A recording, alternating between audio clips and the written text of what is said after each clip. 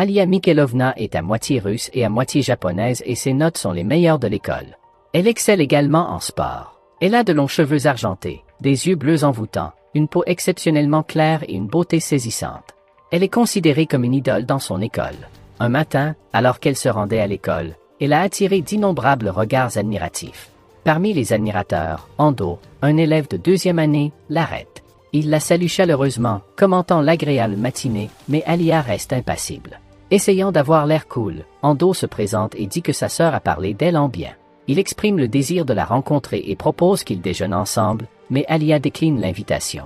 Sans se laisser décourager, Ando sort son téléphone et propose d'échanger nos numéros. Alia, légèrement agacée, refuse à nouveau, affirmant qu'elle n'est pas intéressée par lui. Stupéfait par sa franchise, Ando tâtonne avec le téléphone, mais le laisse tomber. Alia l'informe doit partir, mais remarque son collier. Lui faisant remarquer que c'est contraire au règlement de l'école, elle laisse Ando dans l'embarras. Ils sont étonnés de voir qu'Alia a renvoyé sans effort Ando, le garçon le plus désirable de l'école. Alia entre dans la classe, attirant immédiatement l'attention de tous les élèves, à l'exception de son camarade de classe, Masashika, qui est endormi sur sa chaise. Alia le salue, mais ses paroles sont vaines. La jeune fille donne un grand coup de pied dans la chaise, ce qui fait tomber Masashika par terre. Elle le salue à nouveau et lui demande s'il est resté tard dans la nuit à regarder des animes. Masashika avoue, tout penaud, ses activités nocturnes. Alia lui reproche d'avoir sacrifié son sommeil au profit de l'anime et de s'être ensuite assoupie à l'école. Pour sa défense, Masashika explique que la diffusion de l'anime s'est terminée à 1h du matin et que la discussion sur l'épisode suivant a duré plus longtemps que prévu. Cela s'est produit uniquement parce qu'il n'était pas abonné à la bonne chaîne. Masashika précise que lui et un ami otaku ont parlé de l'anime pendant 2 heures lors d'un appel téléphonique. Alia est quelque peu incrédule, se demandant s'il est fou. Masashika pense que si le fait de professer son amour pour une œuvre indépendamment du temps et du lieu est la définition de la folie, alors il admet volontiers qu'il est fou. Alia parle en russe tandis que Masashika bâille. Surpris et irrité, Masashika lui demande si elle a dit quelque chose. Alia le taquine, insinuant qu'il a l'air pathétique. La leçon de chimie commence, le professeur expliquant les concepts à la classe. Masashika est assis sur sa chaise, somnole et bâille fréquemment. Alia lui donne un coup de crayon qui le fait sursauter. Stupéfait, le garçon se lève d'un bond et lève la main. Le professeur, remarquant sa réaction soudaine, lui demande s'il connaît la réponse.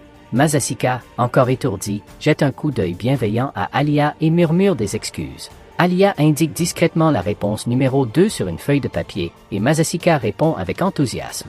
Mais le professeur déclare que la réponse est fausse. Le professeur se tourne alors vers Kuju, qui s'empresse de donner la bonne réponse, le numéro 8, nickel. Le professeur rappelle à Masashika qu'il doit être attentif en classe. Masashika accuse Alia d'avoir fait exprès de donner une mauvaise réponse. Alia réfute ces accusations, les qualifiant de mensonges et de calomnie. Alia dit alors quelque chose en russe, ce qui fait rougir Masashika.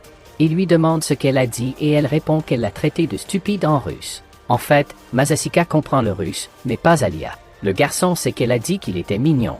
Lorsqu'Alia parle à nouveau en russe et fait remarquer que son visage est rouge comme celui d'un enfant, Masashika est à nouveau gênée.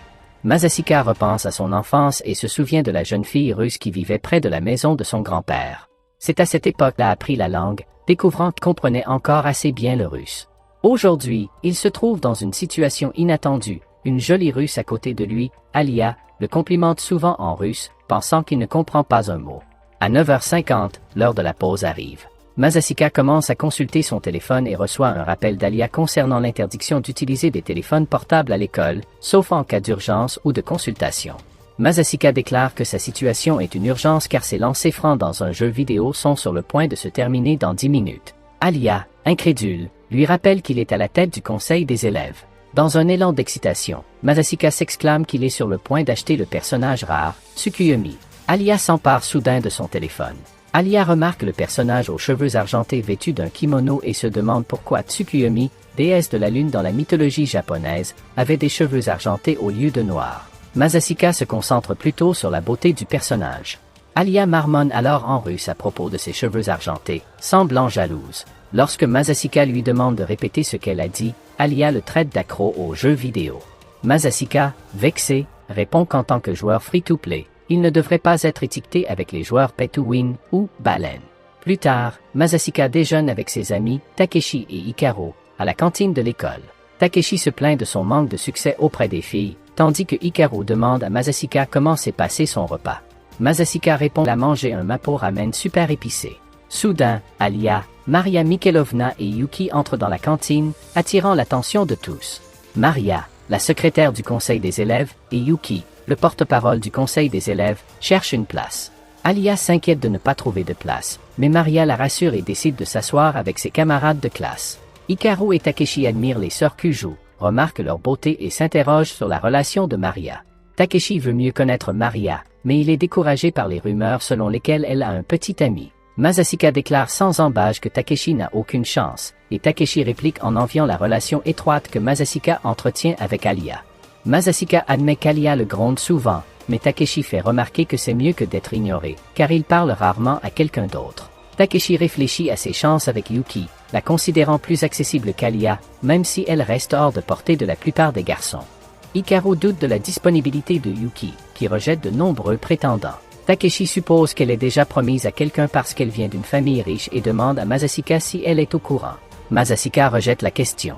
Alors que Yuki et Alia continuent de chercher des places, Yuki s'approche de la table de Masashika et lui demande s'il peut s'y asseoir.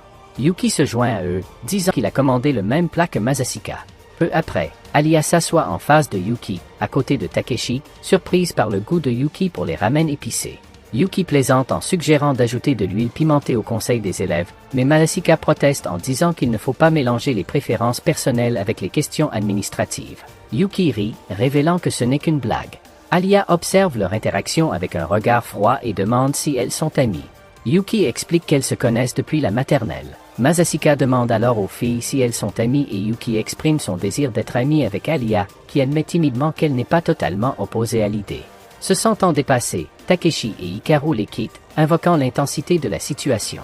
Yuki s'approche de Masashika et lui demande s'il a réfléchi à son offre de rejoindre le conseil des élèves. Masashika réitère son désintérêt, mais Yuki insiste sur le fait qu'il aurait été parfait, soulignant son expérience en tant que vice-président au collège. Alia, surprise, apprend que Yuki a été président et Masashika vice-président. Alia, détournant le regard, murmure quelque chose en russe, puis boit son Oshiruko à petites gorgées. Plus tard, alors qu'ils marchent, le trio se sépare. Yuki s'éloigne, laissant Alia et Masashika seuls. Alia remet en question leur relation étroite, révélant qu'elle était surprise que Yuki veuille être amie avec Masashika. Masashika lui fait remarquer qu'il y a déjà une fille qui se considère comme son amie, il s'agit d'Alia. Alia s'en rend compte et hésite avant d'affirmer leur amitié. Reconnaissant qu'ils sont effectivement amis, Alia se souvient d'une course à faire au bureau du conseil des élèves et s'en va. Alors qu'elle s'éloigne, Masashika est troublée par son départ soudain. Alia sourit, heureuse de la confirmation de leur amitié, qui lui fait chaud au cœur malgré son attitude habituellement réservée. Plus tard, Masashika rêve de son enfance et se souvient d'une fois où elle a couru à la rencontre d'une Russe pour regarder le coucher du soleil. Ils ont parlé en russe et, avant de se séparer, elle l'a embrassé. Lorsqu'il s'est réveillé, il s'est plaint que, bien qu'il ait étudié le russe avec assiduité pour converser avec elle, il ne se souvenait pas de son nom.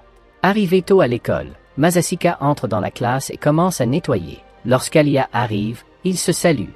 Alia est surprise de l'arrivée précoce de Masashika et le taquine. Masashika, remarquant que ses chaussettes sont sales, lui demande si elle a marché dans une flaque d'eau. Alia explique qu'un camion l'a éclaboussée sur le chemin de l'école, mais qu'elle a des chaussettes de rechange. Alia interroge ensuite Masashika sur sa participation passée au conseil des élèves aux côtés de Yuki, évoquant la possibilité qu'elle le rejoigne à nouveau. Masashika rejette l'idée, déclarant qu'il n'est pas intéressé. Alia semble vouloir dire quelque chose, mais change d'avis et demande à Masashika d'aller chercher ses chaussettes de rechange dans son casier, car elle a enlevé ses chaussettes sales. Masashika accepte à contre-cœur et les prend. Soudain, Alia lui demande de mettre ses chaussettes. Masashika est surpris, mais Alia insiste sur le fait qu'il s'agit d'une petite faveur en échange de son aide. À contre-cœur, Masashika commence à mettre la chaussette sur son pied, mais un frôlement accidentel de sa partie intime les fait tous deux tressaillir de stupeur. Alia le repousse d'un coup de pied et Masashika tombe à terre. Alia boude alors, laissant Masashika s'interroger sur ses étranges démonstrations d'affection en russe. Masashika tente ensuite de s'excuser par message, mais en vain. Pendant une pause, il s'approche d'Alia pour lui demander pardon. Alia, d'abord froide, admet qu'elle n'est plus en colère et s'excuse de lui avoir donné un coup de pied. Masashika lui assure qu'elle va bien, malgré ses inquiétudes concernant son coup. Sa tentative de plaisanterie se retourne lorsqu'elle mentionne par inadvertance qu'elle a vu quelque chose qu'elle n'aurait pas dû voir. ce qui pousse Alia à lui donner un violent coup de poing et à s'enfuir. Masashika la poursuit dans les couloirs et les escaliers de l'école. Après 10 minutes de poursuite, les deux sont épuisés. Masashika s'excuse à nouveau et lui offre son Oshiruko en guise de cadeau de paix. Alia se méfie d'abord de ses motivations, mais finit par l'accepter en faisant semblant d'avoir soif. Alia murmure alors à nouveau en russe, ce qui signifie offrir une gorgée de la boisson. Sachant ce que cela signifie, Masashika ressent un trouble intérieur, mais se retire et agit comme elle le fait d'habitude.